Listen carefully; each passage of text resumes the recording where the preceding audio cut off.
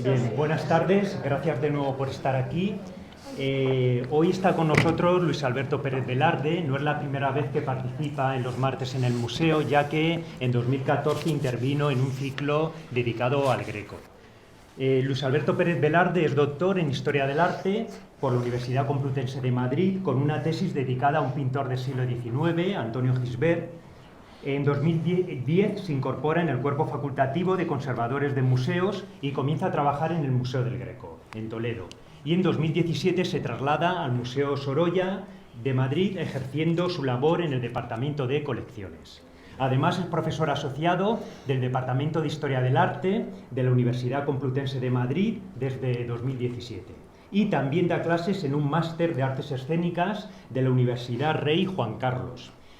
con el título Lenguajes escénicos en función del contexto histórico. Sus estudios se centran, por un lado, en los pintores renacentistas y barrocos de la escuela toledana, en especial del Greco y su círculo, publicando al respecto pues, una serie de artículos dedicados a Antón Pizarro, al propio Greco, a Luis Tristán, y un artículo sobre la Toledo manierista en la monografía La Toledo que alentó al Greco. Por otro lado, otra de las líneas de investigación es la pintura del siglo XIX, especialmente el pintor Antonio Gisbert, como ya les he dicho, que fue el tema de su tesis doctoral y la publicó en 2019 en la editorial 12 Calles. Y también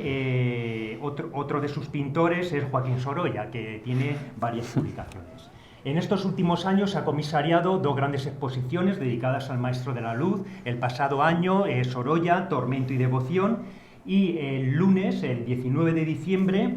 inauguró en el Museo Sorolla Sorolla Orígenes, que pues, se podrá ver hasta marzo del próximo año. Esta exposición ha sido el pistoletazo de salida con motivo del próximo año, que se celebrará el centenario del fallecimiento de Sorolla. El doctor Pérez Velarde, desde 2017, pertenece al grupo de investigación de Red Hispánica de la Universidad de Castilla-La Mancha y participa en el subproyecto Claustral, consistente en el estudio de diferentes acciones de conservación del patrimonio material de los conventos de la Archidiócesis de Toledo. Y desde 2018 también forma parte del grupo de investigación Espacios del Coleccionismo en la Casa de Austria II, siglos XVI y XVII de la Universidad Complutense de Madrid. Esta tarde nos hablará de la estela de Juan de Borgoña, la pintura renacentista toledana, un tema que conoce muy bien, ya que bueno, pues el paso, en los años que estuvo en el Museo del Greco, tuvo la oportunidad de ver muchas colecciones particulares, obras en el Museo de Santa Cruz de Toledo, en los conventos de Toledo, y además es un tema pues, que sigue investigando en la actualidad.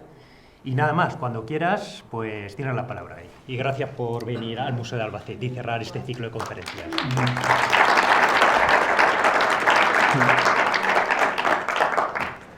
Muchas gracias. Gracias al Museo de Albacete por invitarme nuevamente. Vine aquí en el año 2014 y ha pasado volando, la verdad. Gracias, Llanos, otra vez por la invitación para hablar de un tema tan bonito y que me hace muchísima ilusión porque es de mis estudios en mi antiguo museo, del que todavía me siento como bastante ligado, que es el Museo del Greco, y especialmente por la importancia que tiene la figura de Juan de Borgoña en ese gran ciclo que ya me ha dicho Pascual, que ha sido todo un éxito y que pretendo cerrarlo como colofón, sobre todo hablando de esa influencia que tiene Juan de Borgoña en los seguidores y especialmente en esos pintores que están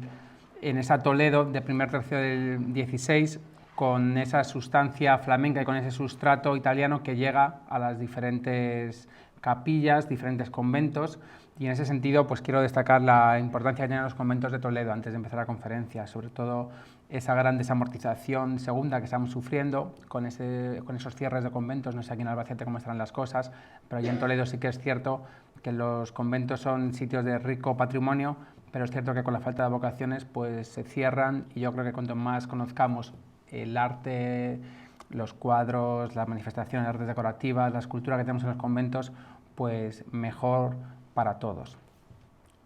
Es muy importante, por ello, la importancia que tiene Juan de Borgoña. Estuve hace poco leyendo a Galdós, suelo leer a Galdós, y como no, pues se refería a esa problemática, ¿no?, que hay con los Borgoñas. Se refería, entre todos los hombres, todos de vigorosa complexión goda o castellana, de rostros enjutos y tallas procerosas, vi a Riguamba, a San Ildefonso, a Jiménez de Rada y Jiménez de Cisneros, a Jan de Vargas, al Pastor de las Navas y a otros, extranjeros españolizados, que eran sin duda Copín de Holanda, que es un maestro también flamenco que viene a hacer esculturas. De hecho, las esculturas del retablo de Alcaraz están atribuidas a Copín de Holanda. A los Borgoñas se refería a Juan de Borgoña y a su hijo, que luego tuvo muchísima importancia, sobre todo como continuador de ese obrador que tiene Juan de Borgoña en Toledo, y Teotocópuli, por supuesto, al Greco. También queréis reconocer al poeta Garcilaso y al comunero Padilla. Se refiere Galdós a esos grandes nombres de Toledo, entre los que destaca, me llamó mucho la atención, a los Borgoñas, es decir, a Juan de Borgoña, por supuesto, pero también a su hijo, que es quien va a continuar el taller junto con Lorenzo de Ávila.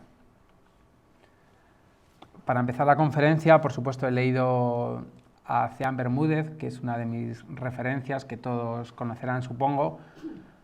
Ceán de Bermúdez, que hace su célebre diccionario de artistas, y de Juan de Borgoña nos habla que fue un pintor muy acreditado en Toledo. Un pintor que en el año 1495 pintó la historia de la visitación de Nuestra Señora en el claustro de aquella santa iglesia. Es muy importante, esta pintura al fresco no se conserva, pero sí que para lo que a nosotros nos concierne es importantísimo cómo Juan de Borgoña justo en este momento coincide con Pedro Berruguete en el claustro de Toledo. Entonces, esto la verdad que es una maravilla, estos encuentros. Por un lado, Pedro Berruguete, este pintor que nace en Paredes de Nava, padre de Alonso Berruguete, que también ha estado en Italia, coincide con Juan de Borgoña. Es decir,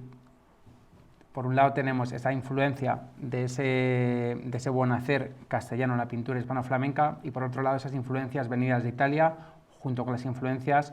de un tal Juan de Borgoña que viene del norte de Europa, quizás de Borgoña o de la región francesa de Borgoña. Es importantísimo siempre consultar libros como Ceán, Palomino, Giuseppe Martínez, que nos informan y que nos dan noticias importantes. Por ejemplo, esta noticia es muy importante. Trabajó también por este tiempo en el teatro de la Universidad de Alcalá de Henares, justo la creación de Cisneros, que es muy importante el cardenal Cisneros, sobre todo como ese benefactor, con ese gusto flamenco que tenía todavía para sus encargos, para esas construcciones que estaba haciendo Cisneros, sobre todo religiosas. También es muy importante la noticia que nos da Ceán, las pinturas del retablo mayor de la Catedral de Toledo, que dice Pons, haber sido hechas por Juan de Borgoña, Francisco de Amberes, Fernando Rincón y otros profesores. Por eso es muy importante cotejar este tipo de libros con pintores no tan conocidos. Es decir, a veces estos diccionarios pues perdemos ese rango que tienen. Hay citas, hay nombres de pintores, pero nunca más sabemos de ellos. A través de los museos, muchos de ellos no están expuestos, pero sí que tenemos como un hilo para descubrir quiénes son estos pintores. Y hay un pintor muy interesante, que es este pintor,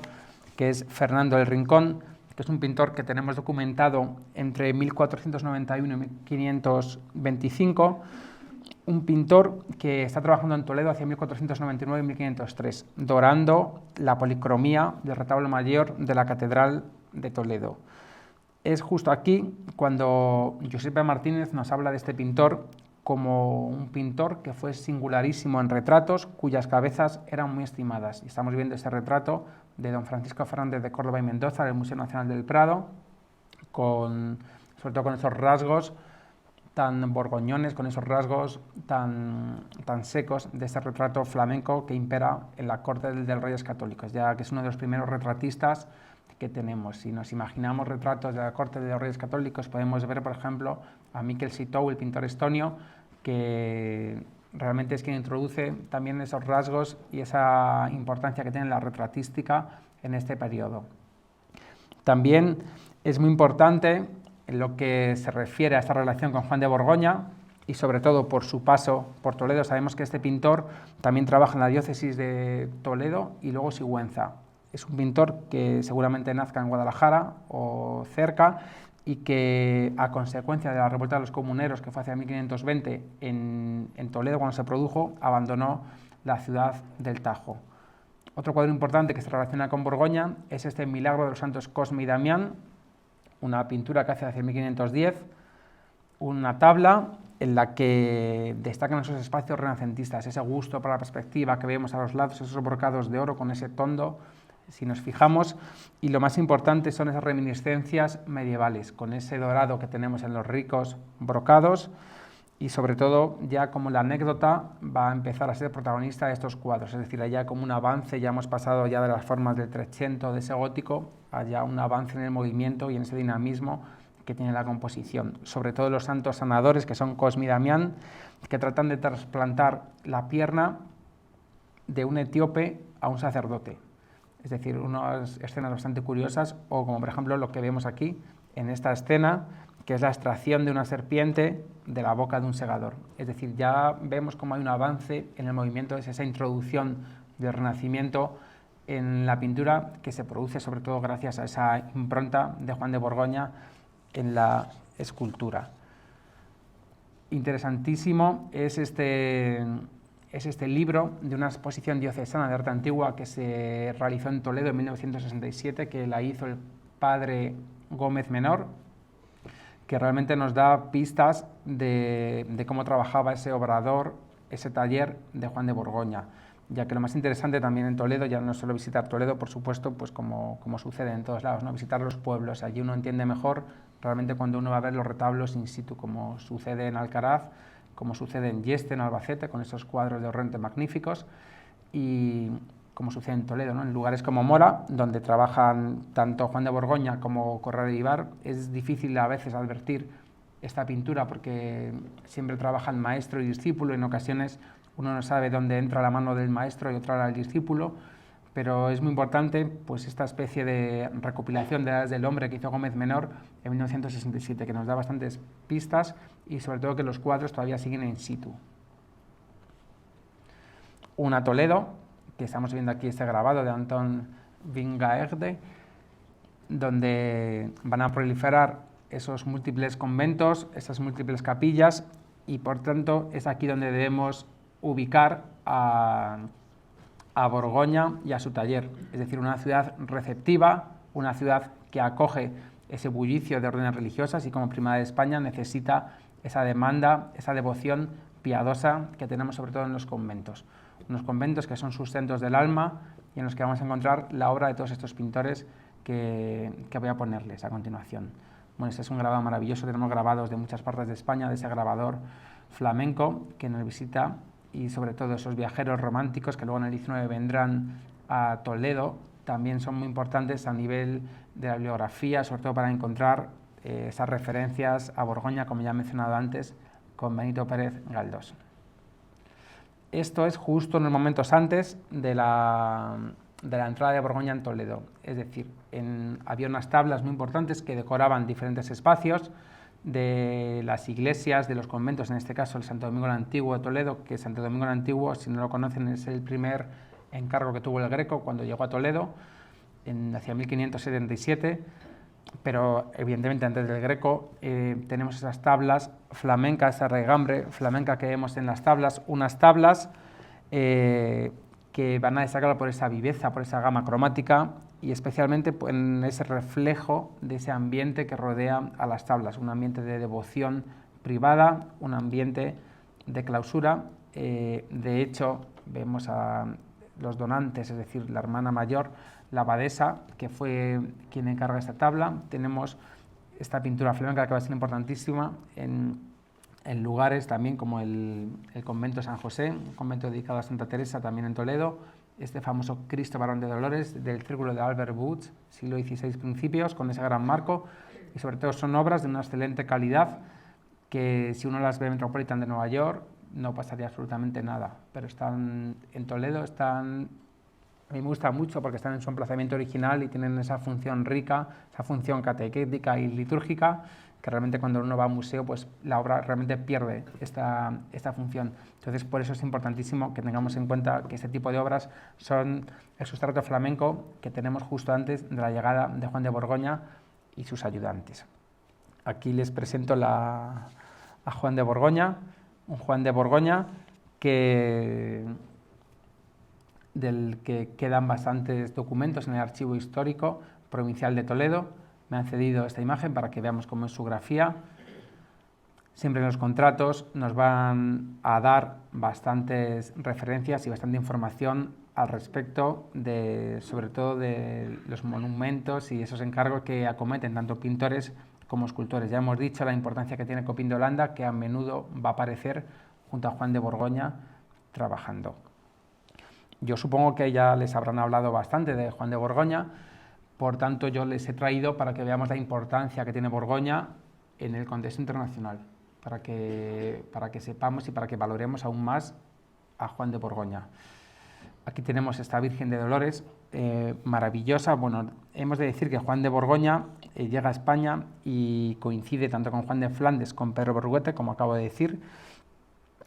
pero se supone que Juan de Borgoña tiene un paso antes por el centro de Italia, concretamente por Florencia y por sus alrededores. Es allí donde se ven esas influencias, especialmente en estos tipos tan sensibles de las mujeres, especialmente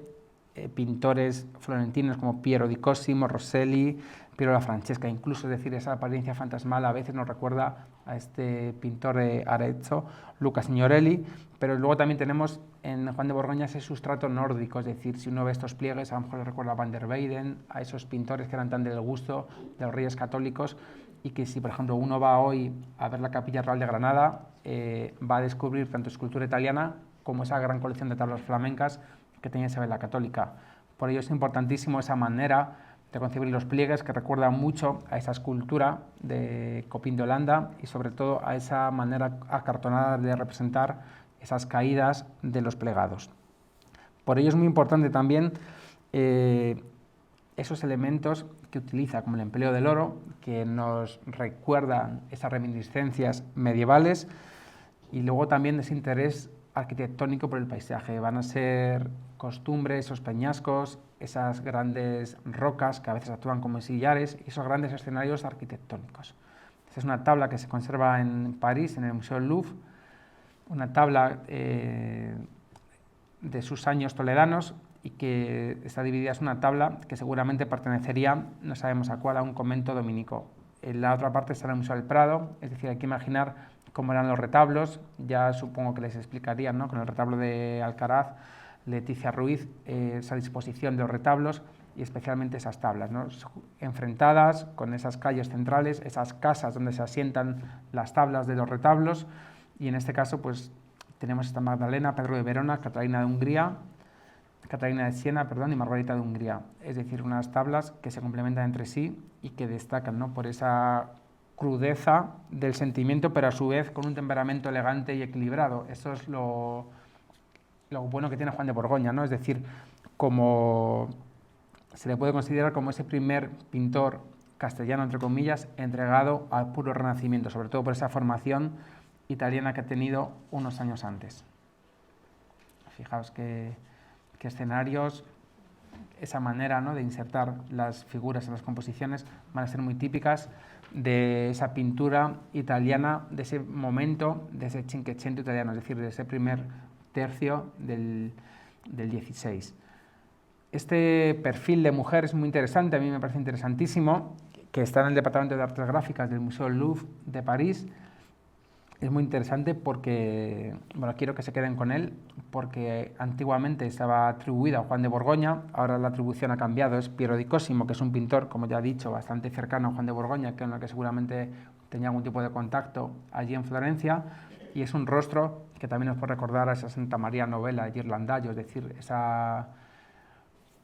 Gioconda de Ghirlandaio, que se le llama la Gioconda Altísena, esa Giovanna Tornabuoni, que aparece tanto en Santa María Novella como en el Museo Thyssen de Madrid. Esos retratos de perfil, con esa acusada verticalidad, que van a ser muy típico de las pinturas ya no solo de Borgoña, sino de otros pintores con los que Borgoña puede tener bastante relación, como puede ser Domenico Veneziano, con esta Virgen con el Niño entronizada, con San Francisco, San Juan Bautista, San Zenobio y Santa Lucía. Es importantísimo también que nos fijemos en esas arquerías, esos entablamentos, esos capiteles con volutas, con esos fustes bastante finos, que todo este tipo de cosas van a influir en los elementos que porta Borgoña en su venida a España. También la manera de componer, tenemos pintores como Cosimo Rosselli, evidentemente es esa adoración de las tablas de la ley justo con el becerro de oro, pero a mí lo que más me importa es esa disposición de las figuras, que en esos paisajes, esa naturaleza, esa armonía y sobre todo ese cromatismo, que es lo que va a influir si uno contempla la sala capitular de la Catedral de Toledo, que yo creo que realmente es lo más italiano que tenemos en España, esa sala que realmente parece una sala fiorentina, sobre todo por esa gran calidad y por esa gran disposición y armonía que tienen las figuras, todas ordenadas de forma simétrica, especialmente en relación con el paisaje y con esa naturaleza cromática que vemos en esos tipos y en esas figuras. Hay un cuadro fabuloso, no sé si conocen este cuadro, que es la imposición de la casulla en San Ildefonso. Es un cuadro precioso que está en Dallas, en el Meadows Museum, un cuadro que, bueno, ya saben que San Ildefonso es el patrón de Toledo, entre otras cosas, ¿no? Porque por el milagro de ese encuentro que tuvo con la Virgen, en la Catedral de Toledo se conserva un pilar de descensión que se supone que es donde la Virgen posó el pie para poner la casulla en San Ildefonso. Por eso se le considera patrón de Toledo. Y este cuadro, que realmente es uno de los cuadros más fantásticos de Juan de Borgoña, como están comprobando, si se fijan en ese perfil, este tipo de caras, unas caras como ensimismadas en sí mismas, estos angelotes, sin expresión, muy a lo Piero de la Francesca, realmente nos acerca a ese momento, a esa estética propia, a esa sensibilidad florentina tan interesante. Suponemos que este cuadro que pinta Borgoña pudo estar en la capilla del sepulcro de Cisneros en Alcalá de Henares, y seguramente San Ildefonso aparezca el retrato de Cisneros, es decir, es como esta inserción en los cuadros de el cardenal que se autorretrató, ¿no? Como San Ildefonso. Esto era común, se denominaba esos retratos de la divinidad. Lo más importante es esa concepción que tiene Juan de Borgoña sobre todo en esos espacios, unos espacios de sobrias arquitecturas renacentistas que estamos viendo. Es común esos muros sobrios al fondo, especialmente y con esa distribución de personajes por el marco arquitectónico. Nos fijamos en estas composiciones, cómo esos personajes se distribuyen por ese marco arquitectónico. A los lados suelen estar los muros abiertos con esos grandes telajes, y especialmente va a destacar esa unificación de la gama cromática, si nos fijamos en los colores, de las santas, esa composición que a través de los gestos y los afectos todo nos lleva a la escena principal, que es esa Virgen entronizada con ese azul oscuro que va a ser el color típico para representar a la Virgen en el Renacimiento, según nos cuenta Basandal, como pone esa casulla al santo que se arrodilla. Importantísimos esos brocados de oro, por supuesto que nos retrotraen a otra época, esa pintura más de Trecento, esa pintura especialmente más bizantina, más relacionada con el mundo medieval, y entonces esta mezcla va a ser como el santo y seña de Juan de Borgoña. Por un lado, esas influencias flamencas, borgoñonas, mezcladas con el Renacimiento. Ese Renacimiento con estos tipos que podíamos ver antiguamente en la capilla de Alcalá de Henares. Otro cuadro importantísimo que ha adquirido hace poco el Museo Nacional Capodimonte en Nápoles es esta disputa sobre la Inmaculada. Si nos fijamos más o menos la composición es bastante parecida, es una composición en la que aparecen figuras en círculo rodeando a esa escena central, que es esa conversación, esa disputa teológica sobre la Inmaculada. A los lados nuevamente vemos esos paisajes abiertos con esos casetones inspirados, por ejemplo, en la Basílica de Magencio de Roma, pero otra vez tenemos el oro y luego tenemos esos guiños a la perspectiva con ese suelo romboidal que vemos. Y yo aquí quiero pensar que Juan de Borgoña conoció Alcaraz y que vio las alfombras de Alcaraz, unas alfombras que quiero reivindicar. Había 3 centros importantísimos en la península que eran Alcaraz, Cuenca y Lietor,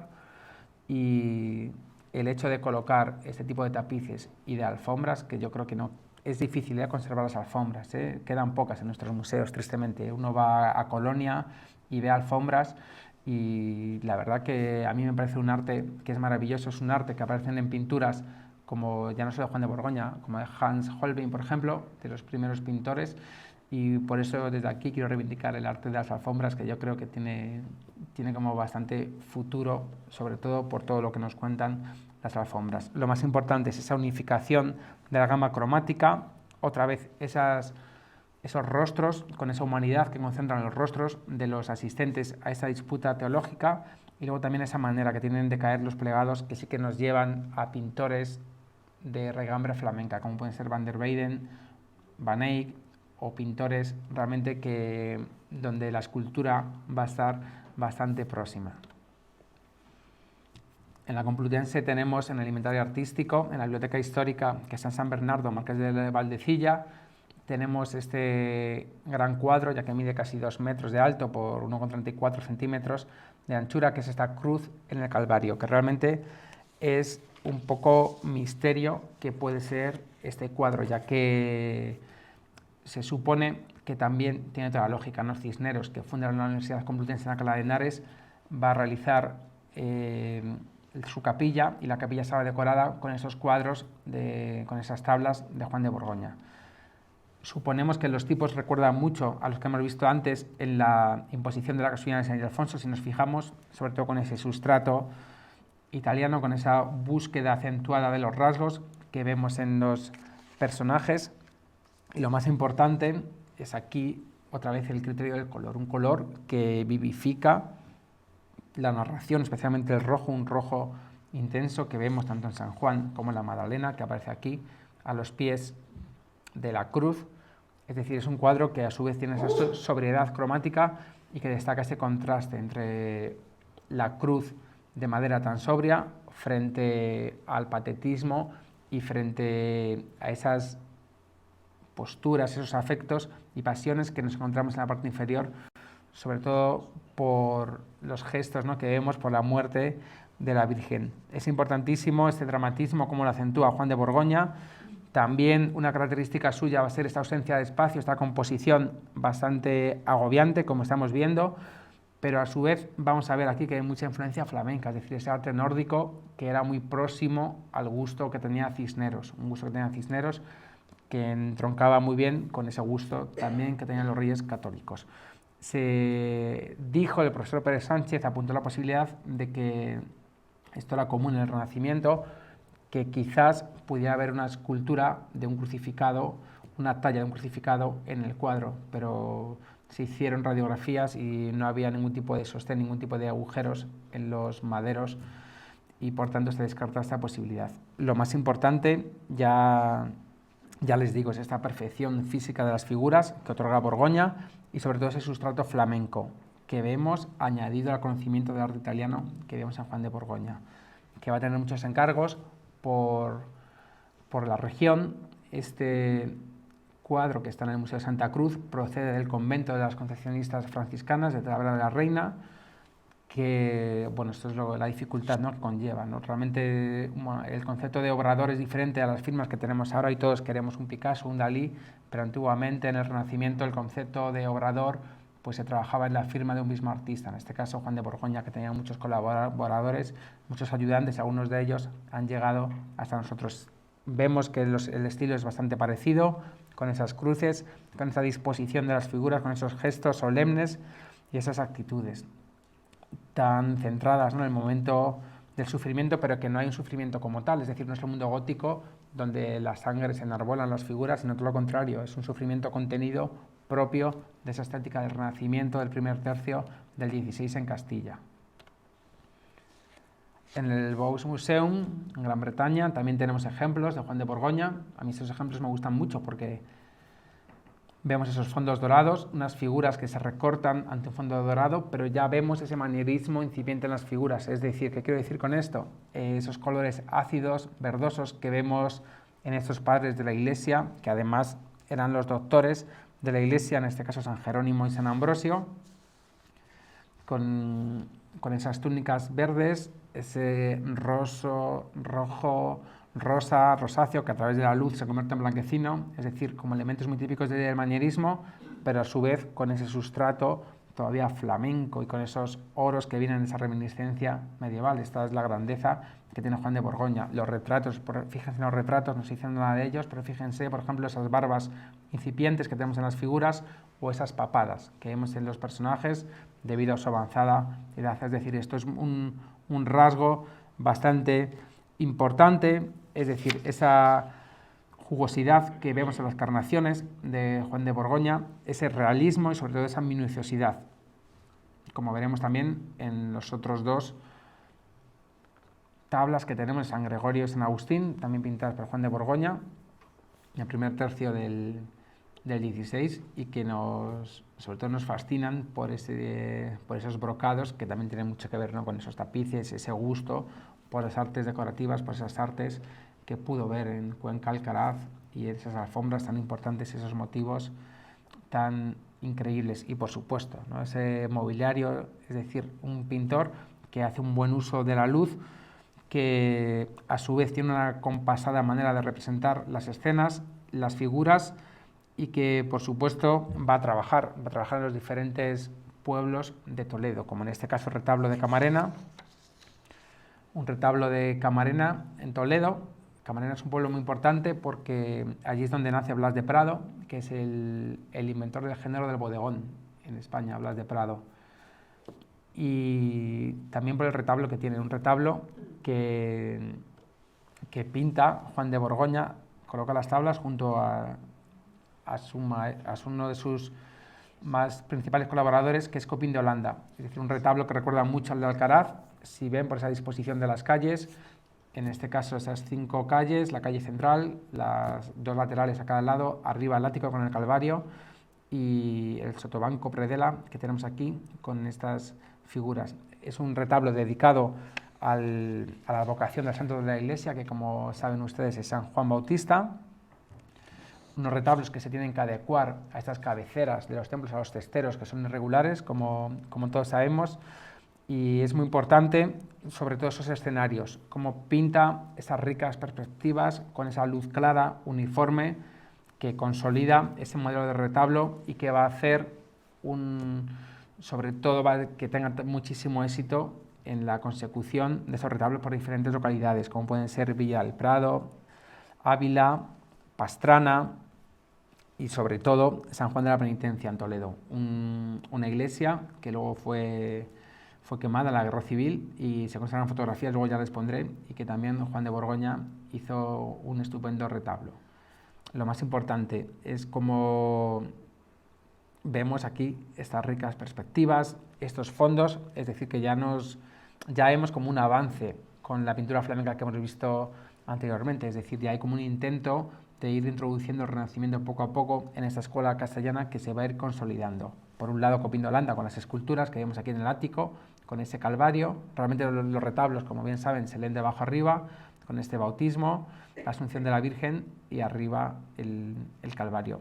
Y luego a los lados escenas catequéticas y escenas relacionadas con el santo patrón de la Iglesia, que en este caso es San Juan Bautista. Sobre todo unos espacios clasicistas que estamos viendo aquí. También tenemos un retablo importante que ahora me acuerdo,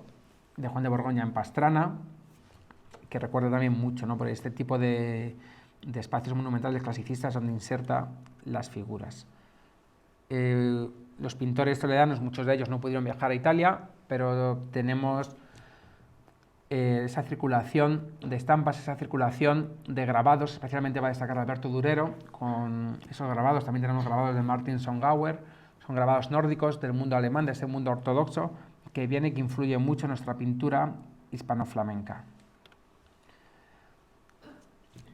Continuando la labor de Juan de Borgoña, tenemos a su hijo, a Juan de Borgoña el Joven, con una pintura que tenemos en el Museo Nacional de Escultura de Valladolid, que procede del monasterio San Benito el Real, que es ese monasterio famoso donde Alonso Berruguete hizo sus grandes retablos escultóricos, y donde vamos a ver que ya el hijo sigue al padre en cuanto a estilo, en cuanto a uniformidad de colores, pero sí que es cierto que ya los rostros afilados van a ser más característicos de Juan de Borgoña el Joven. Una tabla, es un lienzo Es un lienzo con unas dimensiones bastante grandes, seguramente estaría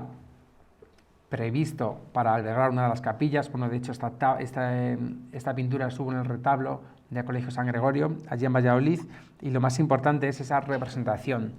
que también describió Isabel Mateo, con ese Cristo semisentado sobre el regazo de su llorosa madre, el que tenemos aquí justo, sobre todo esa influencia que se deja sentir de la escultura, con todo ese tipo de escenas. Por un lado, le están curando esas heridas, San Juan con el paño de la corona de espinas que tenemos aquí, aquí tenemos los clavos, es decir, son cuadros muy minuciosos donde hay esa minuciosidad, ese realismo, y especialmente va a destacar sobre todo por esa inserción armónica de las figuras, siempre con esa profundidad que vemos al fondo, que nos recuerda a estos paisajes de esa órbita flamenca. Si uno piensa, por ejemplo, en cuadros de Van Eyck, de Patinir, pues sí que va a encontrar esos azules, pero luego también en la pintura italiana, si pensamos en Leonardo da Vinci, en Rafael, vamos a ver esa claridad de esos paisajes que nos sirven como perspectiva. Por un lado tenemos en el primer plano esas escenas con esa representación de los sentimientos, de los afectos, pero por otro lado, a la izquierda tenemos este seco Monte Gólgota, que es donde se produjo todo el funesto acontecimiento y que otra vez contrasta, ¿no?, con esta escena principal, con esas diagonales tan precisas, y especialmente vamos a ver también al fondo donde José de Arimatea está preparando el sepulcro. Es muy importante esas tonalidades nuevas que vemos en los colores, esas tonalidades grises, esas tonalidades rojas y sobre todo ese pálido tono del cuerpo de Cristo, un cuadro que merece muchísimo la pena ir de Valladolid al museo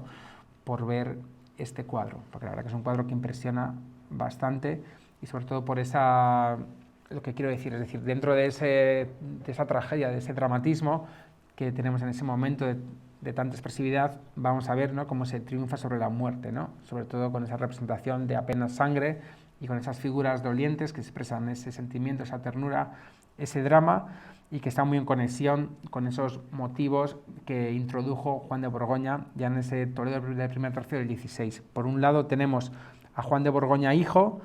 y Lorenzo de Ávila,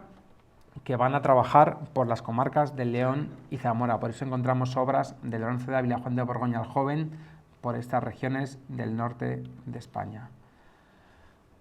También de Juan de Borgoña el joven tenemos en la Catedral de Ciudad Rodrigo, otro sitio muy recomendable. Tenemos un alabastro precioso que hace Lucas Mitata, que es un escultor, se supone italiano, aunque por el apellido no parece muy italiano, que trabaja en la diócesis de Ciudad Rodrigo, antiguamente por tierras de Salamanca, pero también trabaja en Cáceres, y al igual que sucede en esta colaboración entre escultura y pintura en el interior de los arcos, tenemos escenas decorativas que están pintadas por Juan de Borgoña hijo. Nos fijamos en elementos, es justo aquí, en ese intrados del arco, donde nos vamos a encontrar estas escenas tan delicadas y tan bonitas. A mí me gusta, me parece muy interesante esta colaboración tan importante. Por un lado, San Juan, con San Mateo y el ángel, con otro evangelista, que es San Lucas, y ese Cristo atado a la columna. Si nos fijamos en la columna, esa columna nos recuerda, ¿no?, a estos motivos que introdujo Borgoña en esos templetes, en esos baldaquinos, que son importantísimos. También tenemos en diferentes colecciones privadas, como esta del Banco Santander, pinturas que antiguamente estaban atribuidas al maestro de Toro, al maestro de Zamora, pero que en su momento también se consideraron próximas a Juan de Borgoña y se las decide denominar así. Anónimo seguidor Juan de Borgoña, sobre todo por ese influjo de Borgoña en estas arquitecturas, esas arquitecturas rotas que se hacen apuesta para abrirse al paisaje y así contribuir a que haya una mejor perspectiva. También va a destacar esa buena disposición de las figuras con anécdotas preciosas, ¿no?, como ese rey negro que se gira ante el paje, es decir, hay como ya anécdota, hay como diferentes narraciones, es decir, ya vemos como la anécdota empieza a ser una de las... aparecen en esas escenas principales tan interesantes, unas escenas donde va a destacar esa ordenación del espacio, esa profundidad, esas composiciones equilibradas que también vamos a ver en otras tablas, como esta tabla, por ejemplo, nos fijamos en esos rostros semicaídos, apuntados, típicos de la Virgen, típicos de Borgoña, con esa profundidad, otra vez en un edificio, donde va a destacar también en los tipos esa claridad y esa sencillez cromática que vemos en estos tipos. Evidentemente una estampa muy navideña, es el nacimiento de Jesús y anuncia a los pastores, pero también tenemos otras escenas donde van a destacar estas anécdotas tan curiosas y tan bonitas, ¿no? Como en este caso la presentación de Jesús y purificación de María en el templo. Vamos a ver esta escena de los niños en la parte inferior que tratan de asustar a un pájaro, de jugar con él, es decir, y luego el sacerdote, ¿no? Que no toca al niño Jesús, sino que coge un paño para justo esa presentación. Es decir, hay como ya diferentes maneras de entender la pintura. Ya hemos superado ese estatismo propio del mundo flamenco, del Renacimiento, y tenemos esas tablas que las podemos adscribir a la órbita de Juan de Borgoña, su entorno más cercano. También tenemos otros pintores fabulosos en esa Toledo del primer tercio del XVI, pintores no tan conocidos, como este Perro Delgado, un pintor de Orgaz, bueno, el cuadro es fabuloso, o sea, un cuadro que no se conocía, salió hace poco en subastas y está ahora mismo en una colección particular madrileña que he tenido la ocasión de ver, y el cuadro es una gozada este cuadro, y sobre todo es un cuadro que nos habla, ¿no? que además de Borgoña pues había otros pintores que no sabemos si habían ido o no a Italia, por supuesto, pero por esa estratificación que tenemos de las escenas sí que lo podemos poner muy en relación con esos pintores florentinos del siglo XIV y siglo XV. Sabemos que en la capilla San Blas de la Catedral de Toledo trabajó un pintor que es Gerardo Starnina, ya en el siglo XIV, siglo XV, y lo más importante es, no sabemos pocas cosas de Perro Delgado. Sí que es cierto que Ceán Bermúdez cita a este pintor como natural de Orgaz, que tuvo que nacer allí en Orgaz hacia el último tercio del siglo XV, y que se conservaban en la ermita de la Concepción de Orgaz dos tablas grandes firmadas. Una, Nuestra Señora del Popolo, con varios santos y un descendimiento. A nosotros nos ha llegado este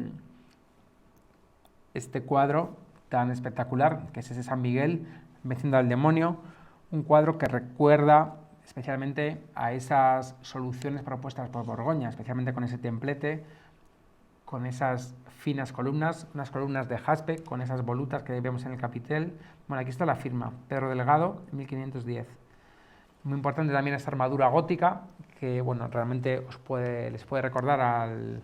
las soluciones que emplea Bartolomé Bermejo, con su famoso San Miguel, también venciendo al demonio.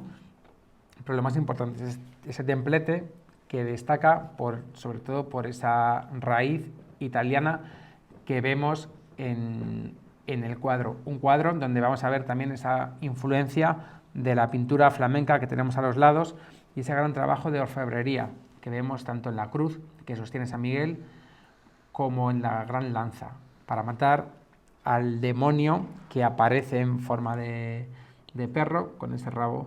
por encima. Y luego vamos a ver aquí esa influencia italiana con estos putti, esos ángeles que sostienen una especie de trompetas a modo de guirnaldas, un poco para condensar y sobre todo que recuerda muy bien esas composiciones italianas. Un cuadro fantástico del que hasta hace poco no sabíamos mucho. Lo conocíamos a través de fotos en blanco y negro que proceden de la fototeca del Instituto de Patrimonio Cultural Español, del IPC. Y en esas fotografías, que son importantísimas, porque bueno, ya antes les decía, ¿no? Tenemos a los diccionarios de los biógrafos como Ceán Bermúdez, Palomino, Pons, pero claro, si no tenemos esa consistencia de fotografías o algo que nos diga que esos pintores existieron, entonces, claro, esos pintores pues pasan al olvido. La suerte de Perro Delgado es que ya la Fuente Ferrari le consideró como un primitivo toledano del siglo XVI, y tenemos esta suerte de San Antonio, que tenemos aquí con una especie de donante, pero vamos a ver igual. Un San Antonio con esa figura que se marca muy bien en el paisaje. Este sí que está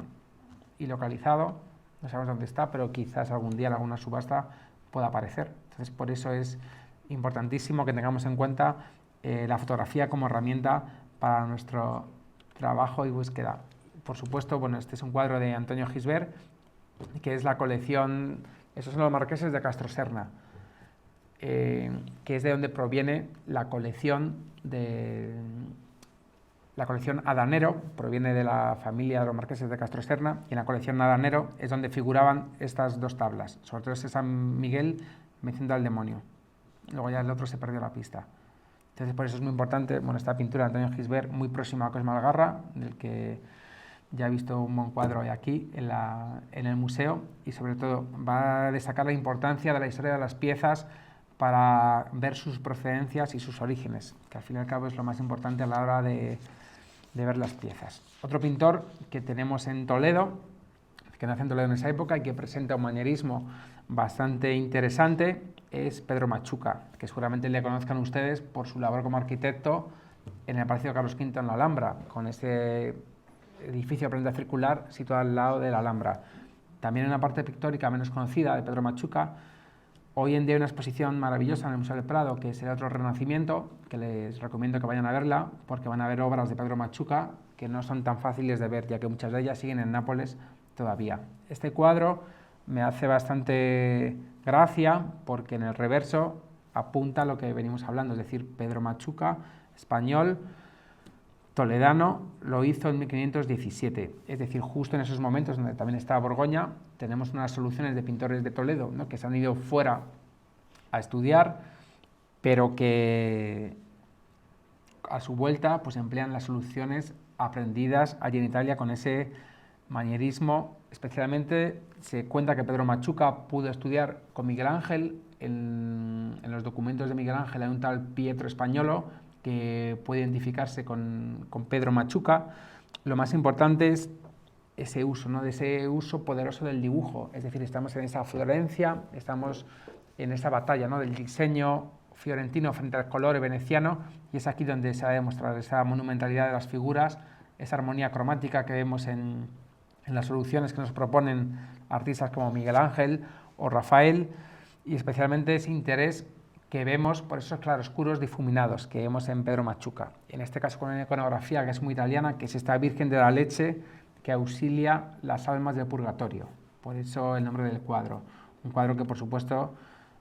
si vemos a Miguel Ángel, las soluciones, ¿no?, por ejemplo, ese es el Tondo Doni, que es el Uffizi de 1506, vamos a ver, ¿no?, que las soluciones son parecidas, esas figuras musculosas, esa Virgen, ¿no?, que tiene bastante potencia, esos niños fuertes, con una monumentalidad en esta escena que recuerda mucho ese paso, supuesto paso de Pedro Machuca por el taller de Miguel Ángel. Y esto es lo más importante, no es común ver los reversos de las tablas, es un lujo trabajar en museos, ¿no?, porque uno puede ver los reversos de los cuadros, que nos da mucha información, y en este caso es clave la información tan bonita, ¿no?, en el dorso de la tabla, que nos pone Petrus Machucas Hispanis Toledanus Faciebat, 1517. Es decir, esto realmente nos indica, ¿no?, ese orgullo, ¿no?, que tiene Pedro Machuca de haber nacido en Toledo y sobre todo de dar otra solución a estas novedades que trae Borgoña. Por supuesto, tenemos cuadros preciosos de Machuca. Este está también presente en la exposición que les acabo de decir, de esta Virgen de la Cinta, que está en la Catedral de Jaén, también con unos modelos muy dulces, ya no son tan sobrios, sino ya se apuesta por esa dulzura del Renacimiento propia de ese manierismo, de esas soluciones que propone Rafael, especialmente con esa preocupación por los efectos nocturnos que estamos viendo. Al igual que en esta Adoración de los Pastores, que fue adquirida hace unos años por el Museo Nacional de Escultura de Valladolid, donde también vamos a ver esas experiencias que adquiere en Italia, ¿no?, propia de esas bases del manierismo, especialmente con ese gusto por esas pinturas de nocturnos, esos angelotes que vemos en la parte superior, y ese empleo tanto del color como de esas figuras con bastante elegancia, pero a su vez con esa fuerza, con esa gracia que vemos en los contrapostos y que vemos en esas posturas ya alargadas y que hacen que estos cuadros estén muy bien en el Museo Nacional de Escultura de Valladolid, sobre todo por esas formas que también nos propone Alonso Berruguete, es decir, esas formas alargadas, esas formas ampulosas que ya son propias de ese manierismo. Es importantísimo Pedro Machuca, sobre todo porque ya Francisco de Holanda ya nos definió a Machuca, hablando de Miguel Ángel, el maestro florentino definió a Machuca como uno de los dos únicos españoles capaces de imitar la manera de pintar en Italia, sin que enseguida sea fácilmente reconocida como ajena. También en el manual que publicó Francisco de Holanda, en el 1548, nos habló de las águilas del Renacimiento español, como son Alonso Berruguete, Bartolomé Ordóñez y Diego de Siloé, y junto a ellos Pedro Machuca. Y esta es una tabla que acaban de adquirir el Museo Nacional de Escultura, que realmente nos habla de lo que les vengo diciendo, de ese nuevo estilo profundamente renovador que propone Machuca, sobre todo inspirado en esas enseñanzas de Miguel Ángel y Rafael, y especialmente que contiene esas bases del manierismo que tan fuertemente impregna la obra de Machuca y, por supuesto, de Alonso Berruguete. Una tabla preciosísima, como ven por esos colores, ya son colores ácidos, esas composiciones agobiantes, sofocantes. Una pintura, cuando aparecen figuras de espaldas, es que estamos ya en Italia, es decir, eso es un gesto como muy italiano y sobre todo ese agobio espacial que vemos en estas composiciones tan agobiantes y asfixiantes, ¿no? Por ese tema, por esa composición, pero ya dentro de ese manierismo, ¿no? Con esos colores verdosos, esos colores anaranjados, esas posturas imposibles, con esos escorzos, etc. Otro pintor que sabemos que trabajó con Juan de Borgoña hijo fue Lorenzo de Ávila, con esta Epifanía de la colección Genstermayer. Este pintor va a trabajar, ya les digo, junto con Juan de Borgoña hijo, por las partes del norte de la península ibérica, sobre todo el foco de Salamanca, Zamora, León. Y aquí tenemos esta Epifanía muy bonita también con esos tipos bastante enjutos, bastante más secos que esa pintura mucho más suave y mucho más dulcificada de Juan de Borgoña, pero a mí lo que me importa es esa influencia de Borgoña, sobre todo que se ve en esos templos siempre abiertos para mostrarnos el paisaje, pero que a su vez adecúan esa perspectiva y esa profundidad que vemos en esos paisajes. Otro pintor importante que tenemos en esa Toledo, por un lado, tenemos el taller de Juan de Borgoña, un taller de Juan de Borgoña donde van a destacar aquellos que siguen los postulados de Juan de Borgoña. Así hasta los años 40, en los años 40 nos van a llegar ya esos tintes manieristas, es decir, ese eclecticismo manierista en la pintura toledana. Por eso es muy importante que sepamos, ¿no?, cómo trabajan los talleres de Toledo. Por un lado, tenemos varios maestros, arquitectos, ensambladores, escultores, pintores, doradores, ya que comúnmente recibían encargos de retablos. No retablos, pero también tenemos pinturas murales o incluso arquitectura efímera, es decir, había conmemoraciones efímeras tanto para hechos políticos como religiosos. Por tanto, es muy importante esta participación del taller en muchas comisiones encargadas a Borgoña y a sus seguidores. Uno de estos pintores no tan conocidos es Pedro de Cisneros. Bueno, aquí tienen la firma de Pedro de Cisneros. He traído otro para que vean mejor la firma de Pedro de Cisneros, que es un pintor bastante importante para ver esa impronta honda que tenemos en Borgoña. Un pintor al que no fue tratado demasiado bien por Post en su historia de España. Realmente habla de esa pobre personalidad artística que tiene Pedro Cisneros, un pintor que fue muy fiel a la escuela de Juan de Borgoña. Bueno, esto es el convento Santa Clara en Toledo, también una visita que merece muchísimo la pena. Al lado tenemos el retablo de Luis Tristán y Jorge Manuel Totocópuli, el hijo de Greco, y justo antes un retablo de unos años anteriores, que es este retablo de la capilla del Arcediano de Pedro Cisneros. Nos fijamos aquí este retablo que igualmente sigue, por supuesto, esa tradición de Juan de Borgoña, con esa abundancia de los rojos que estamos viendo siempre en los retablos. El color rojo va a ser de los preferidos en la pintura toledana, siempre con esos amplios espacios arquitectónicos abiertos, especialmente esos cromatismos varios y contrastados. Ese se considera que es su obra maestra, una obra maestra de este pintor español que realmente va a trabajar con Juan de Borgoña, sobre todo de manera muy estrecha. Digamos que tiene un novedoso interés por el paisaje, realmente, y va a trabajar especialmente con otros pintores, como pueden ser pintores como estamos viendo en lugares como San Juan de la Penitencia, diferentes retablos y sobre todo en el convento de Santa Clara, con este retablo de Arcediano Morales de la Capilla de Santo Tomé, que va a ser su retablo más importante, ya que es muy difícil conocer hasta dónde llega la parte del maestro y hasta dónde llega la parte del discípulo. Aquí identificamos temas importantes en las calles, como puede ser esta imposición de la casulla San Ildefonso, el bautismo, Santa Catalina con la Rueca, San Miguel Arcángel, San Andrés, y luego igualmente, ¿no? Vamos a ver cómo suben estos retablos, ¿no? Por la calle central, con ese San Francisco, esa estigmatización de San Francisco, la última cena, ascensión de la Virgen, y en el ático siempre suele ser el Calvario como remate. Bueno, aquí tenemos nuestros ejemplos para que veamos esa impronta, es decir, pues lo que le achacó a este pintor es esta pobre personalidad artística, ya que seguía de manera muy fiel los tipos de Juan de Borgoña. Este es un encargo que tuvo en Valdemoro, unas piezas que se conservan en la sacristía, donde vamos a ver la importancia que tiene el estilo de Cisneros. Un estilo realmente con esas figuras que tienen esa ancha frente, con unos rasgos bastante menudos y especialmente con esas barbillas redondeadas que vamos a ver en las figuras. Y luego va a destacar sobre todo ese interés por el paisaje, que es decir, esto es lo que más le diferencia de su maestro, un interés por el paisaje bastante común, que va a haber esta impronta flamenca, y yo creo que fue por esto, ¿no?, por lo que a Pos no le sentó y por eso le trató tan mal en su biografía sobre la pintura española. Un pintor donde va a destacar este revoloteo de paños que vemos, fijaos estos paños, ¿no?, del San Antonio de Padua, por ejemplo, el único santo que tuvo ese privilegio, ¿no?, de tocar al niño Jesús, y sobre todo es un pintor que muere muy joven, muere el 16 de noviembre de 1546. Es padre de otro pintor, de Pedro Cisneros, el joven, que también va a trabajar haciendo retablos, ya que estos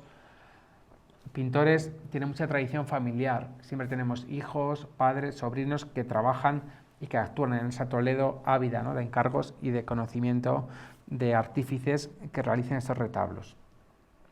Cuando muere es un discípulo muy agradecido, ya que en su testamento, que se dio en octubre de 1546, declaraba: el ya fallecido Juan de Borgoña, al que le adeudaba 6 ducados, se disponía que le perdonasen a sus herederos al tiempo que encargaba algunas misas por su alma, porque según cuenta Pedro Cisneros, porque yo aprendí con él y demás de esto tuvimos algunas obras en compañía. Es decir, es muy importante la importancia que lo tuvo Pedro Cisneros, porque tuvo un volumen de trabajo considerable, interrumpido por esta muerte temprana. Suponemos, bueno, los grabados también nos dan muchas pistas, ¿no?, de cómo era esa disposición de los antiguos conventos hoy desaparecidos, como este San Juan de la Penitencia. Bueno, si uno va al Museo de Santa Cruz y ve la enorme reja que hay cubriendo el Inmaculado Valle, esa reja proviene de San Juan de la Penitencia. Este retablo se suponía hecho por Juan de Borgoña y Pedro Cisneros, no queda nada de ese retablo, al igual que esas fotografías del retablo del coro y desaparecido, donde aquí se ven esos cuadros de Pedro Cisneros. Es decir, es muy difícil, ¿no?, trabajar con ese tipo de material, pero sí que por lo menos sí que tenemos presentes estos rasgos y esta importancia que tiene la pintura toledana para conformar y configurar esos espacios tan importantes. También es común, aunque no tanto, las obras de Pedro Cisneros, ¿no?, que a veces aparecen en subastas, ¿no?, en subastas como esta que se produjo en Finarte, Madrid, con un buen precio de remate y que nos demuestran esos tipos un poco más secos y menos expresivos que los de su maestro, por supuesto. Otro pintor importantísimo es Antonio Comontes.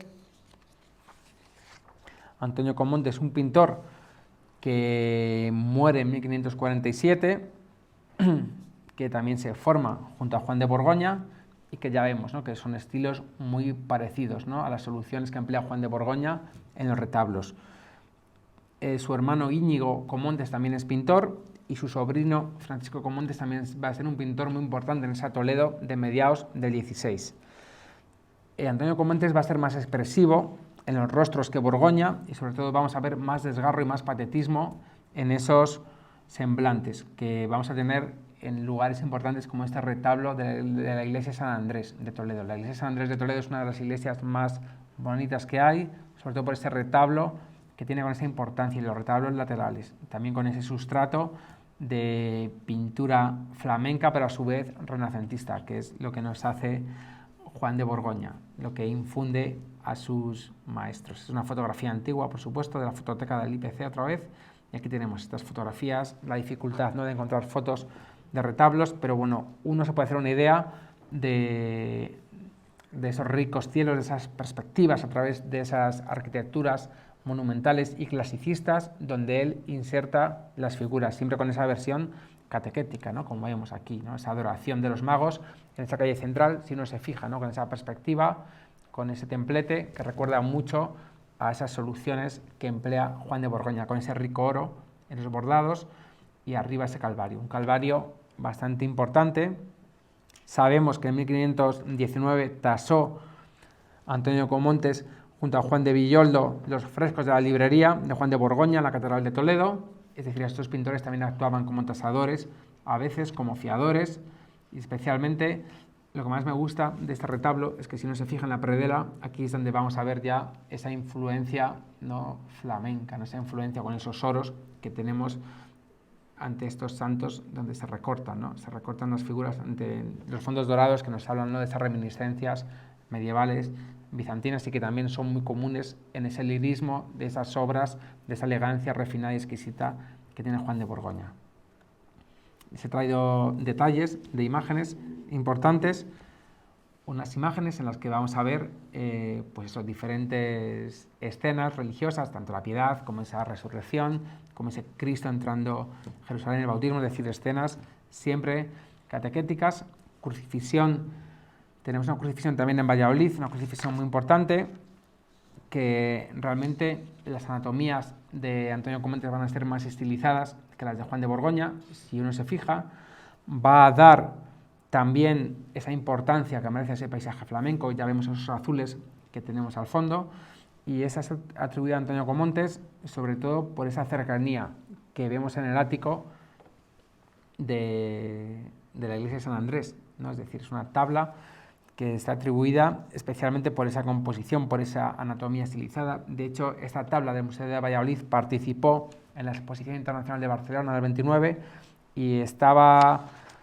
realmente atribuida al estilo del maestro Juan de Borgoña, es decir, por eso no era mala esta atribución, realmente tiene que estar en esta órbita y en esta escuela realmente toledana de pintura. Evidentemente otra vez ese desgarro, ese patetismo, esos afectos y esas pasiones que vemos en las figuras, y esos colores van a ser muy típicas de Comontes hacia los años 40. También tenemos retablos que son muy difíciles de ver, como estos retablos, evidentemente este San Miguel Arcángel de la iglesia del convento de San Antonio de Padua, donde tenemos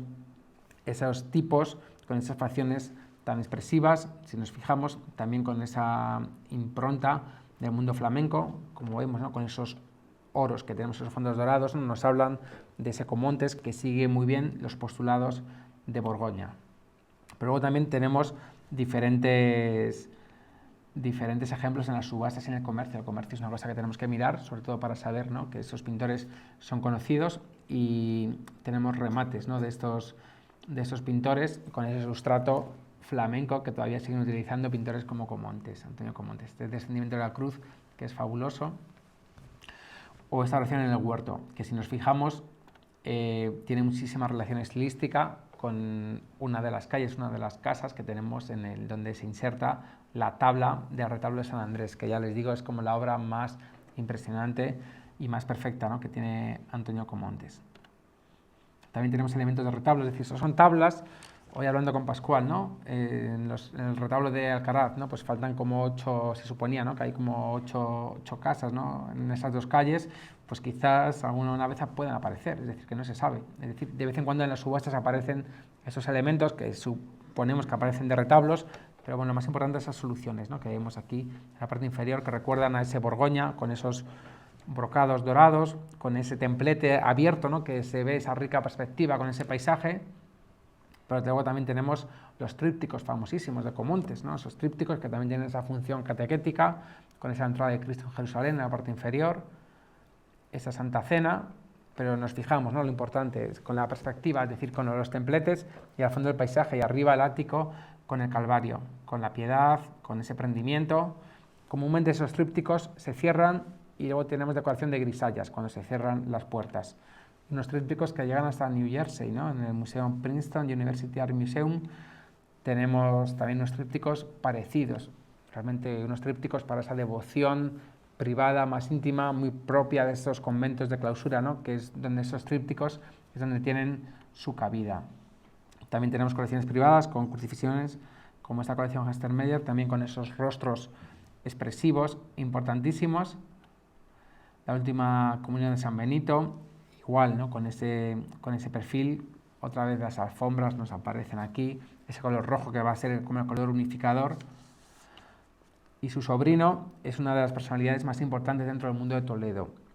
Un sobrino que es Francisco Comontes, que incluso rivaliza con Correa de Vivar. Un Comontes que fue hijo de Íñigo de Comontes y que fue también compañero de Correa de Vivar.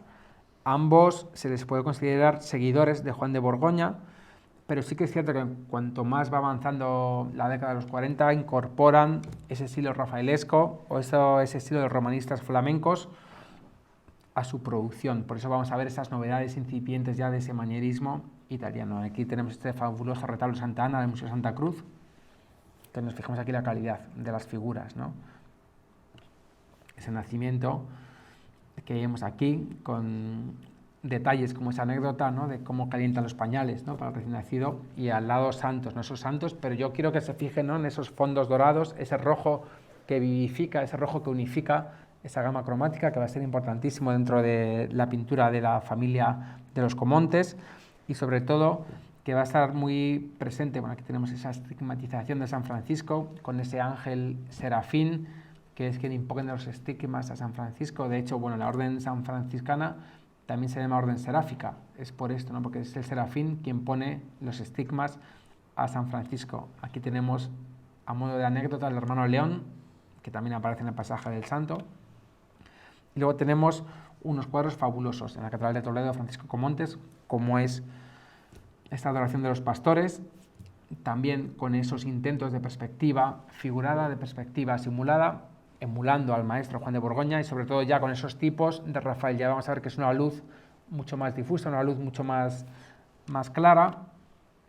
como en este descanso en la huida a Egipto. Un descanso donde vamos a ver esa construcción del espacio que deriva de Juan de Borgoña especialmente, pero aquí ya vamos a ver cómo esos alargados rostros puntiagudos, de barba larga, como vemos en San José, y ya vamos a ver este tipo de detalles tan importantes donde ya nos hablan de que hay una nueva narración en las pinturas. Por ejemplo, ese San José que coge un dátil de la palmera datilera para alimentar a su hijo, un hijo que se escapa, ¿no?, al modo de las Madonas de Rafael, o esa Virgen que calienta los pañales, ¿no?, para su hijo. Una cosa importantísima también, ese sentido escultórico que se da a los modelos, como vemos aquí también en esta Epifanía, igual con esas arquitecturas, con esos sillares abiertos que tenemos para que nos reflejan esa perspectiva de unos pintores que no son tan conocidos, pero que en mi opinión son muy importantes, ¿no?, para configurar esa idea de esa Toledo de primera mitad del siglo XVI. O recientemente estas tablas atribuidas a Francisco Comontes, que han aparecido en la Universidad de Salamanca y que están en el Museo de Salamanca. Si nos fijamos también con esos rojos, con esos tipos,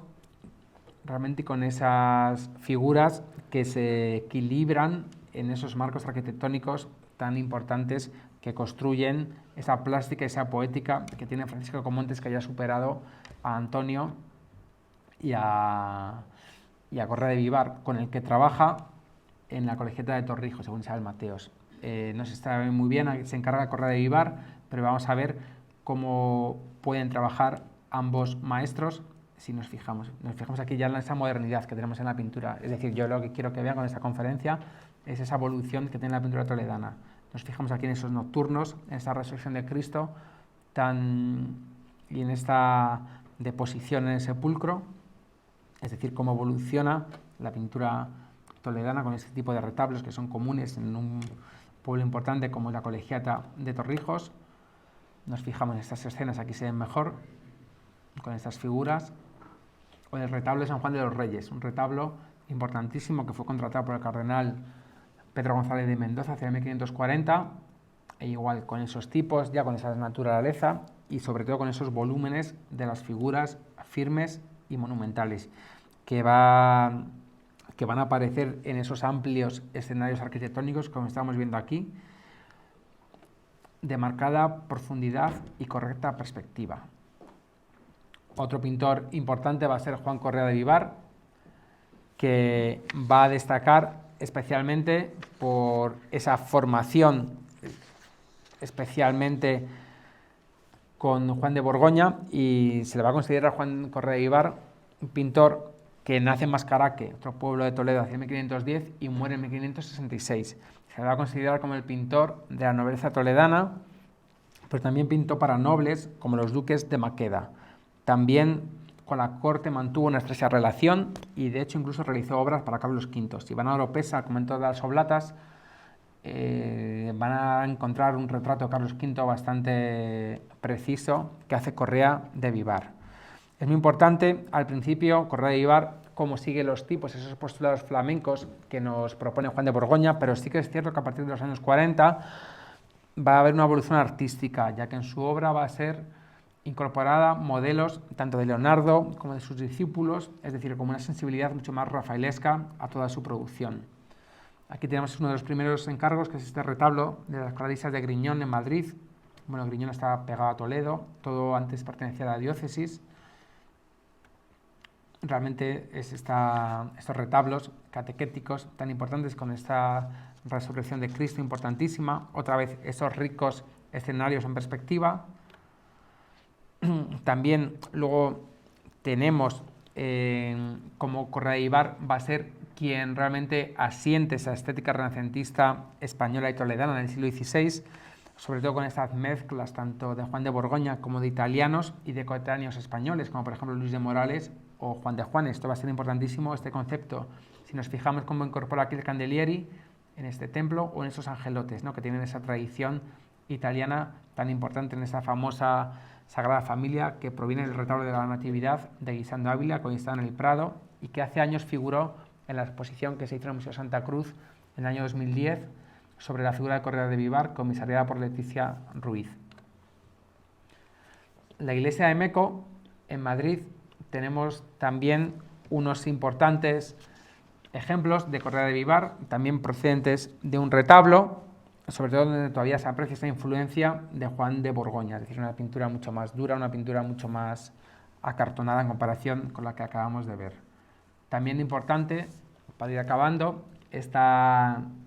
Natividad que hace poco incorporó el Museo del Louvre a sus fondos, es decir, unos cuadros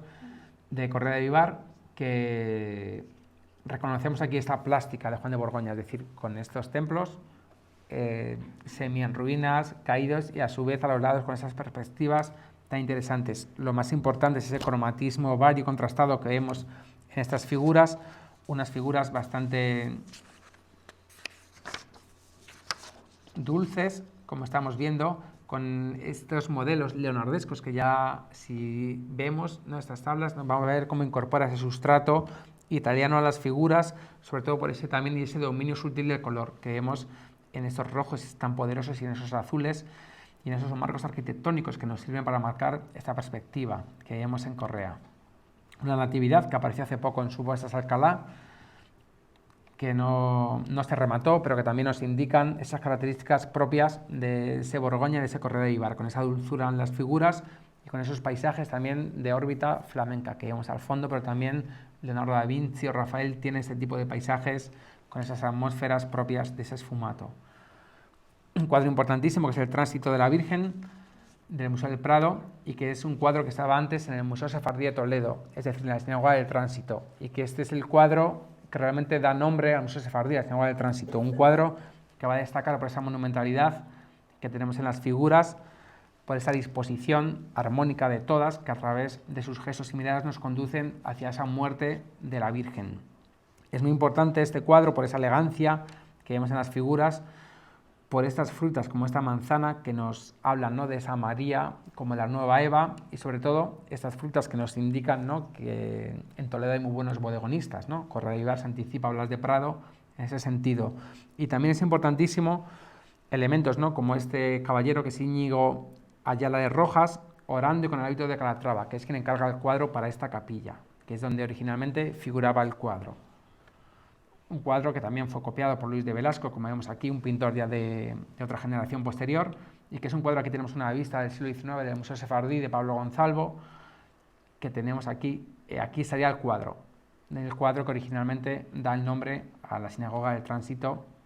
en Toledo. También en Toledo in situ, muy recomendable ver en la iglesia del Salvador la capilla de Santa Catalina de los Condes de Cedillo, donde tenemos este poderoso calvario que nos indica la fuerte presencia flamenca y a su vez italiana ya en la pintura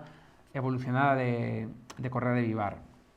con tipos tan refinados y elegantes como esta Virgen tan dulce, tan intimista, que tenemos en el Colegio de Doncellas Nobles, en el coro de Patrimonio Nacional, que recuerda mucho a esa Virgen del Jilguero de Rafael. Si nos fijamos, es importantísima la influencia de Rafael en la Escuela Española de Pintores, no solo en Correa de Vivar, sino también ejemplos importantes como esta última adquisición que ha hecho el Museo de Prado recientemente, un cuadro de Juan de Juanes, pintor valenciano, pero que también se ve esa influencia rafaelesca en esos tipos y figuras, como veíamos antes, en esta Virgen con ese niño que se escapa de su regazo para coger un pájaro y un jilguero.